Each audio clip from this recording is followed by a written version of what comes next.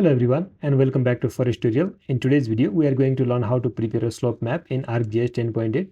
Slope maps are very useful in forestry, watershed management, and other environmental studies as they help us understand the terrain and make better land use decisions. If you are new to the Forest Tutorial, this channel is all about forestry, GIS, and remote sensing tutorials. So make sure to subscribe and turn on the notification bell to get the latest updates from my channel. Let's get started. First, open ArcGIS. Then go to add data, connect to your folder where the data is located. I'll first add my study area, and then again I'll add the digital elevation model data. Now click the full action button to view the whole data set. Now we are going to change the coordinate system from geographical coordinate system to a projected coordinate system. In a geographical coordinate system or GCS, we can perform distance and measure area measurements, but the results are not very accurate because the units are in degrees, not meters. GCS is mostly used for large areas like world or continental scale maps, where the main focus is on location. However, when we are working on a smaller area such as a watershed or forest region and need to calculate the accurate distances and areas, it's better to use a projected coordinate system PCS, which provides measurements in linear units like meters. So before changing the coordinate system, let's first check the coordinate system of our dataset. This will help us know whether our dataset is in a geographical or projected coordinate system. We will be checking the coordinate system of both of our study area and digital elevation model. Let's go to the study area of Kathmandu district and click on properties and click the source tab. And in the source tab, scroll down. There you will see geographical coordinate system WGS 1984. Click OK. Now we'll be checking for digital elevation model also. Go to the source and scroll down. You will see the projection system of our data in GCS. Click OK.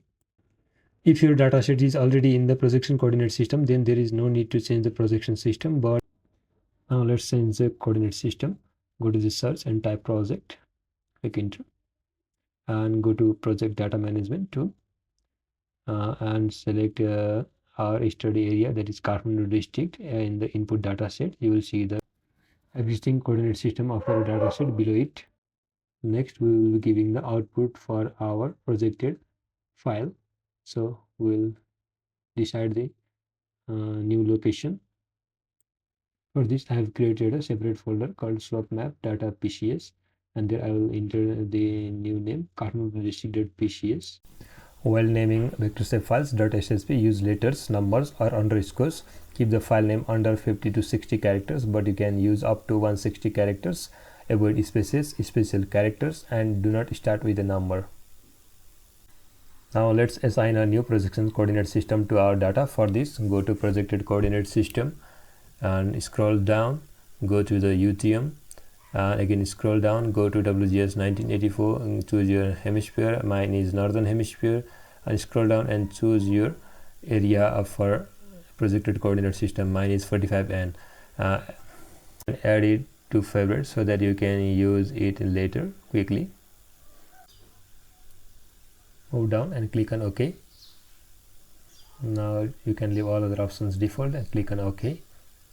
Now we have successfully projected our coordinate system, but it is not appeared in the table of contents, so we will manually add it from the folder that we have previously saved.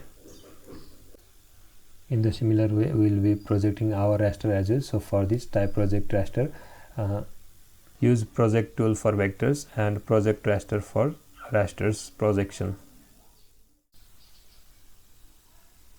Now keep the input raster as our dim data set. Now it's time to give the output location. For this, use the same output location that we have prepared earlier and give it a name as dim Kathmandu district and click on save. Now you'll see the error. When naming raster files, make sure the name is no more than 13 characters. Do not use numbers, spaces, or special characters. Click on save. And now define the projection system for our raster. Click on the previous projection system that we have defined earlier. Now scroll down and go to the resampling technique. There you will see 4 options: nearest, bilinear, cubic, and majority. Nearest is best for categorical or discrete data like land use or forest types. Bilinear and cubic are for continuous data like DEMS, as the smooth values. Measure it is used to select the dominant category in areas with mixed classes. But in our case, we'll be using the nearest sampling techniques. You might wonder, DEMS are continuous data, so why not use bilinear or cubic? The reason we use nearest neighbor here is that for slope calculations, we need the exact elevation values. Bilinear or cubic would smooth the DEM and slightly change the elevation numbers, which could lead to less accurate slope results. Click on OK. When projecting the raster, I first tried to save it without adding the .tif extension, and as I expected, ArcGIS showed me an error. I did this on purpose to show you an important rule. When saving raster files in ArcGIS, you must add the .tif extension. This ensures your raster is recognized correctly and avoids any errors. It's always safe to practice to include the .tif when naming your raster files. Now we have successfully added the projected DEM file to our table of contents, and you will note that the high-low values have been changed. This is due to the resampling techniques that we have used earlier. Now click on the DEM and click on properties, go to the source tab and click down, and you will see that we have the changed coordinate system. It has been changed to projected coordinate system, and let's slightly shift it out to see the cell size. This is very important data. I will be using it later. And now let's check the cell size data in the previous DEM data with GCS projection. Here we have the linear measurements in decimal degrees, which is difficult to analyze later. Now let me quickly show you the cell size. For this, zoom to the very deep level and take a measure tool and click on the distance and take set it to meters, and click any point and drag it to the extreme right. There you will see this line. Now this segment is 29.41. Similarly, you can drag it up. There you will see the height to be around 29.41 meters. Close it for now. This is the meaning of the cell size. Later we will use this to calculate the area. Now let us quickly remove all the datas with the GCS projection and keep only the datas with the projected coordinate system. And in the below also you will see the display as decimal degrees. So for this we will change this to meters. For this, go to the layer and click on properties and click on the general tab, and below in the display you will set it to meters. Click on apply, click on OK. But the map units will still be in decimal degrees, so it's best to close the application and restart the application again.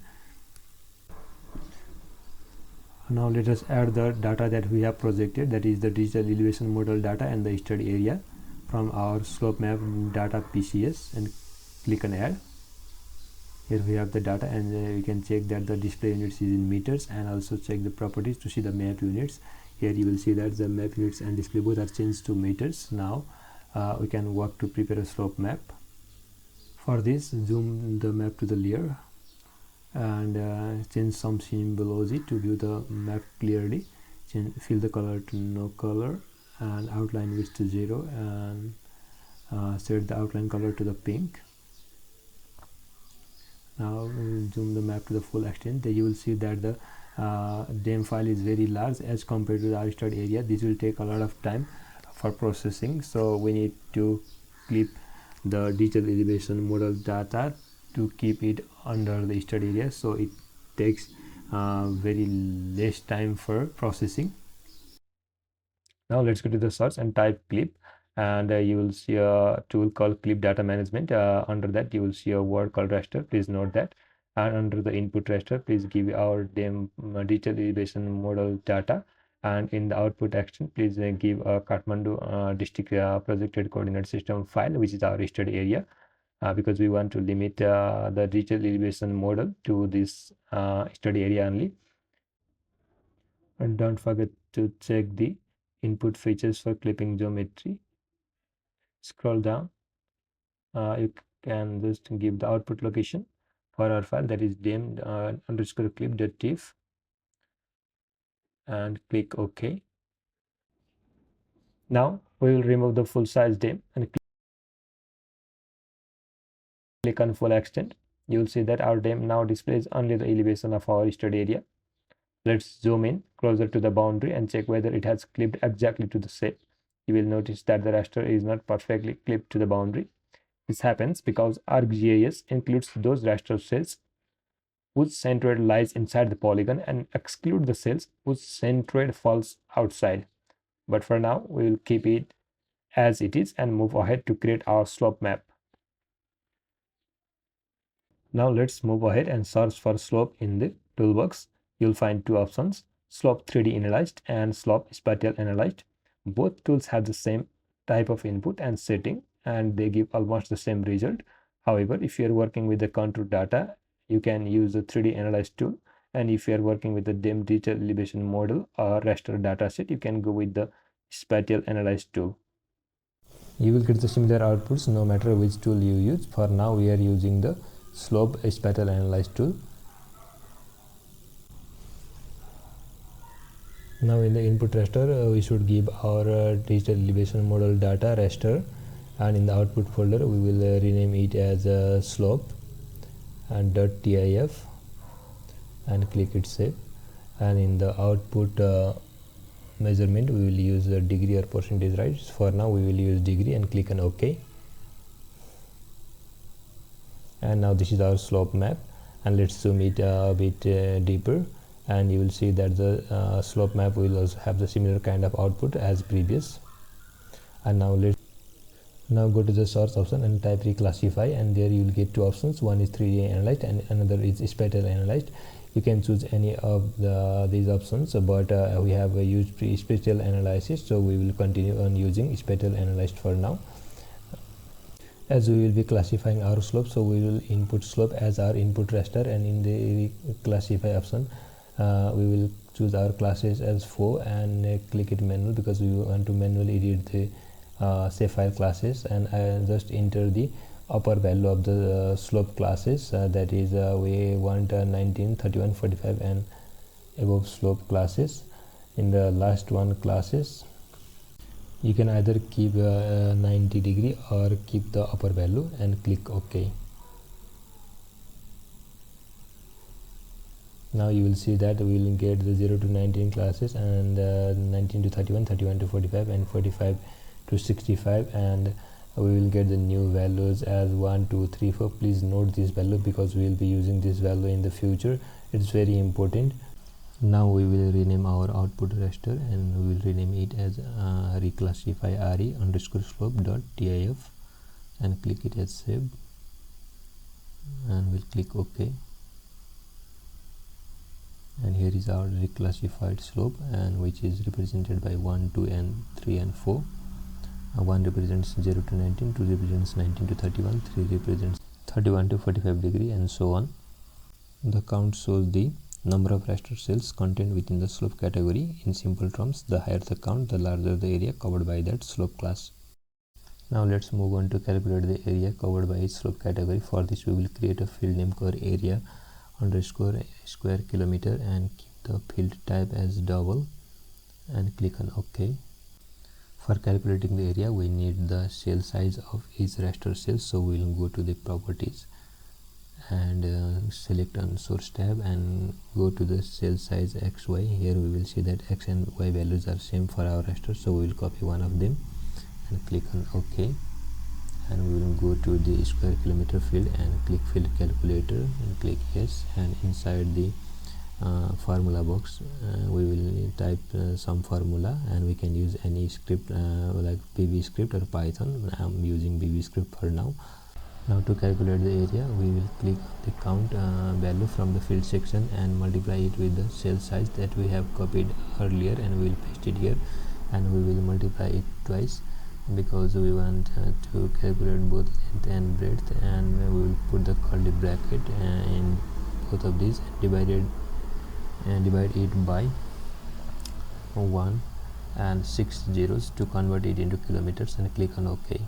Now we have got the area of each slope category in square kilometers. Now let us check the total area represented by all the cell pixels. So for this, right click on the field tab and go to statistics, and there you will check the values. The sum is 409 and copy this value. Now let's open the calculator app and paste our values in calculator. for now.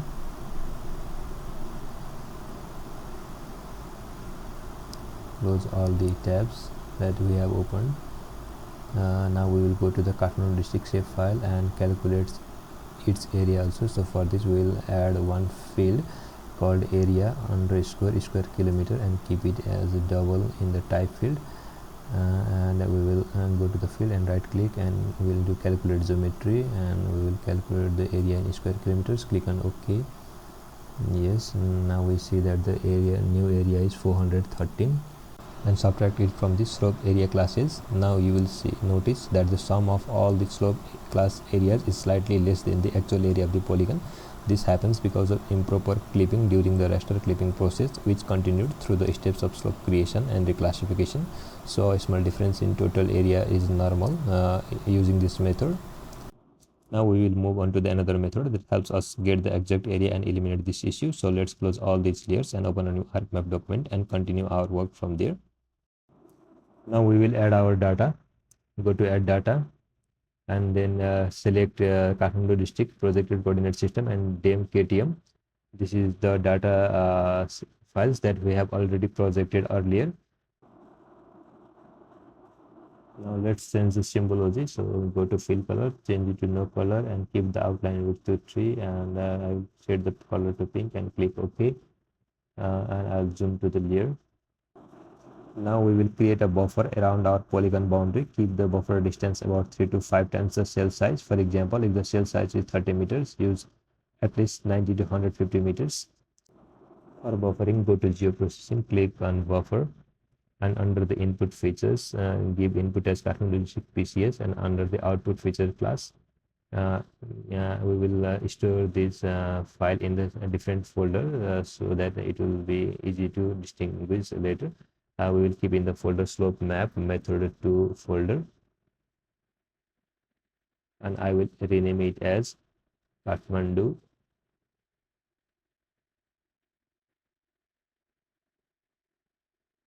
district buffer 100 meter and under the linear unit I will keep it as 100 meter for now and I'll keep all other options default and click on OK. Now let's change the symbology, change to no color, increase the outline width, change the outline color to red, click on OK. Now let's zoom it a bit more and see that the new boundary is outside our original boundary. Now what we will do is we'll open the search and type clip raster and click the clip data management and under the input raster we will put our original DEM and under the output action I will use Kathmandu district buffer 100 meter instead of the original boundary. Now move down and click on the check the input features box and now give the output raster location. I will store this file under slope map method 2 and rename it as dem underscore clip.tif and click in save and click on OK. Remember that if you are saving the output in the same folder, make sure to use a different file name. Now let's remove the original full extent DEM and keep only the clipped DEM that covers our study area. Now let's zoom in a bit. You will see the new clip DEM extends about 3 to 4 cells beyond the original boundary. This small buffer helps avoid the area loss issue we faced earlier. Now let's create a slope map. Under the search box, type slope and select special analyzed and under the input raster select our DEM clip file and under the output raster rename it as slope.tif. Click on save. Keep all other options same. Click on OK. Now I can go to the search and type reclassify to reclassify the slope and click on special analyzed. Under the input raster input our new slope and click on classify. Set the classes to 4, keep it manual and under the break values keep the upper values. One slope is 0 to 19, other is 19 to 31, other is 31 to 45 and the above. click on OK. Now let's move down, click on output raster and type it as reclass.pif. Click on save. Now click on OK. This is our reclassified slope with 4 classes, 1, 2, 3, and 4. Now we will convert the reclassified raster to polygon using the raster to polygon tool. If we clip the raster directly, we will still face the same area issue. So instead, we will vectorize it first and then clip the vector layer, which clips exactly along the boundary, unlike raster cells. And now under the input raster, give a reclassified slope, and under the field option, select as a value. This value means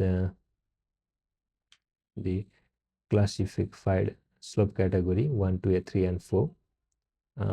Now we will save the output polygon to slope map method to folder and name it as raster underscore polygon. Click on save. Leave all other options default and click on OK. Our raster data is now vectorized and stored as a polygon shapefile. So let's zoom in a bit deeper and let me turn all layers off and click only the raster polygon, Kathmandu buffer 100 and Kathmandu district original shapefile. Let's change the symbology of raster polygon. Set the fill color to none and click on OK. Now you will see that in the new vectorized polygon layer, the coverage extends slightly beyond the original boundary. Now let's click on the raster to polygon layer and open its attribute table. You will see that there are many small polygons created. In our case, around 17,696 polygons. These polygons are classified under different grid codes 1, 2, 3, and 4, which represent the slope categories we defined earlier. Let's clip the raster to polygon layer using our original boundary. Unlike raster clipping, where some cells may be missed near the edges, vector clipping ensures an exact fit, so no data is lost around the boundary. Now let's move to geoprocessing. Click on clip, and under the input features, we will click raster polygon, and under the clip features, we will select Kathmandu district, our original data study area, and save it as final slope. Click on OK. Now let's zoom in and observe that our new clipped raster to polygon layer aligns exactly at the edges of the original boundary. Now let's calculate the area. Go to the final slope layer. Click on open attribute table, and let's add one field for area, and click on add field, and give the field name as area underscore square kilometer, and set the type as double. Click on OK. To calculate the area of each polygon, go to field properties, click on calculate geometry, and then set the units to square kilometers. Click on OK. Click on yes.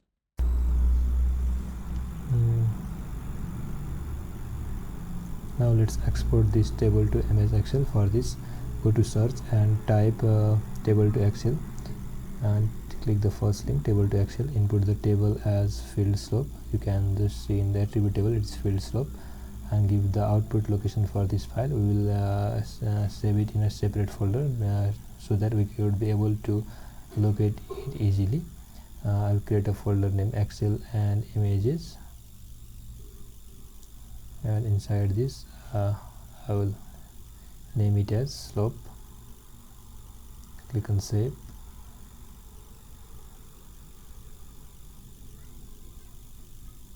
Click OK. Now let's go to the folder.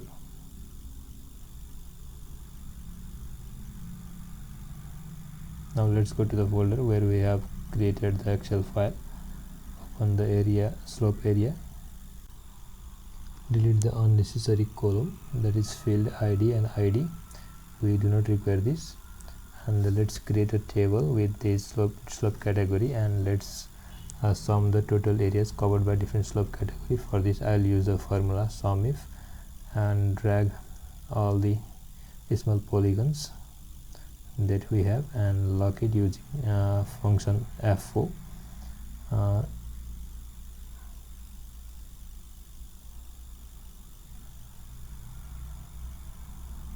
And we will give the criteria as a grid code, comma, and we will give the sum range that is column B, but now we'll copy column A and replace the A with B, so that we should not drag from top to bottom again. It takes a lot of time to drag around 16,000 cells. I have skipped the step here, but it takes a lot of time.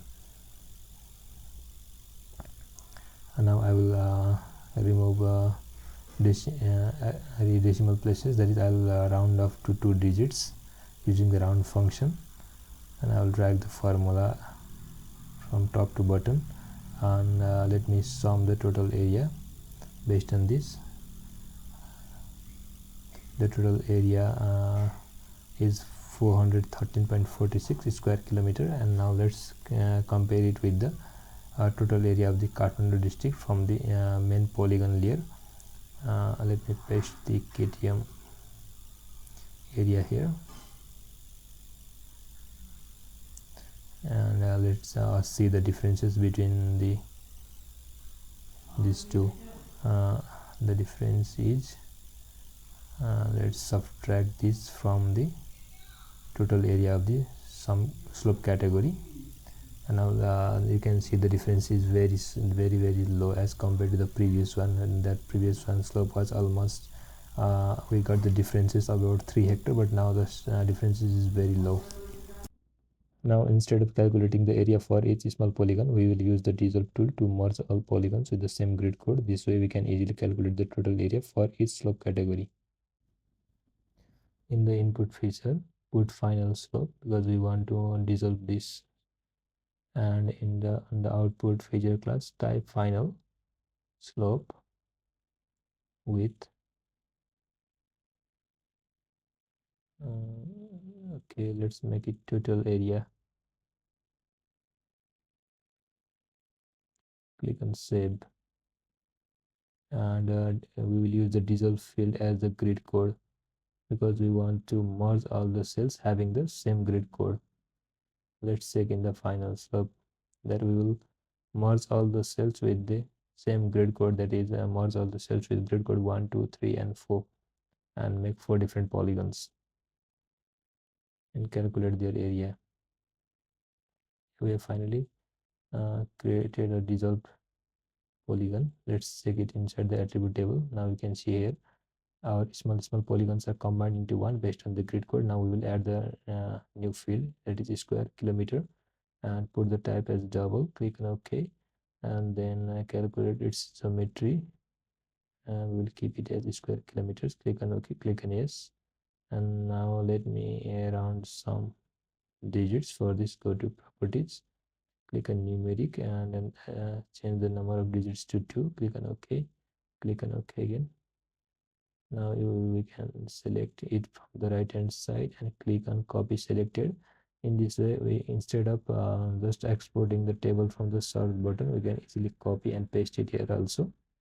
Now I will format the table like before. I will insert one column and put this slope category there, and now let me sum all the four slope categories. Now you can see that the results from the previous method and this method are the same. I have selected some features from the attribute table earlier, so I will now unselect them to make sure they don't affect the upcoming steps. To the layers and turn all layers off and check only the final product, that is final slope with total area and our study area polygon. Now let's go to the final slope properties and click on the symbology, click on the categories, and in the value fields select grid code and add all values, and then put the different color for different slope categories, adjust their outline width. I suggest you to remove the outline width of the line so that it looks very good, and you can also change the labels 1, 2, 3, 4 to different slope categories, because now we are going to display this in our legend. So click on apply, click on OK. Now this will be displayed in our legend. Now let's zoom into the slope map, and we will see that different slopes are being displayed here. The very low 0 to 19 is represented by the green color, 19 to 31 by yellow, 31 to 45 by blue, and above 45 is represented by the red color. Now let's shift this final district to the upper layer so it looks very good. Now let's go to the layout view and change this to portrait view to the landscape view. For this, if there is no this option, then you can just go to the blank area and select the layout. In this way, now you can select the A4 landscape instead of the portrait. Click on finish, and now adjust the height and width. Click on the full extent. Now we will be adding some elements. First we'll add the title. We will keep the title as slope map of Kathmandu district. Click on OK, and now click on north arrow. Select any north arrow symbol and adjust its dimension. Keep it in the extreme right top corner, and now let's keep the scale bar.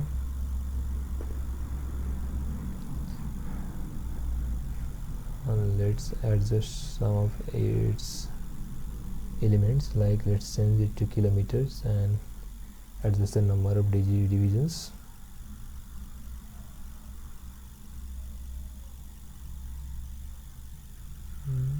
Now let's copy this table contents and paste it in our location, but you will not see the copy option there, but you can just do Ctrl V and it will be pasted in the location.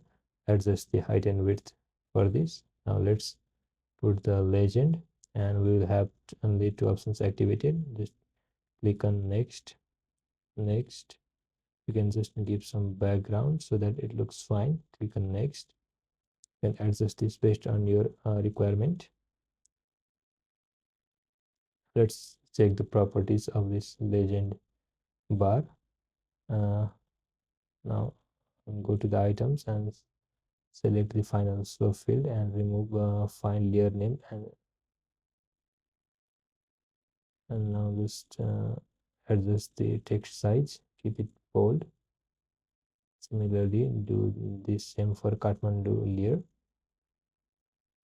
Now you can rename it from here so that this underscore and unnecessary information will be removed from the legend. Now you can change the color for the border now. You can also change this grid code to slope category now, so that it would be clear on the legend. Now it's almost the complete version of our map. Now let's go to the file and click on the export map to convert this map into the JPEG form, and go to excellent images and paste and rename it as slope map Kathmandu district, and you can adjust the resolution based on your requirement. Click on save.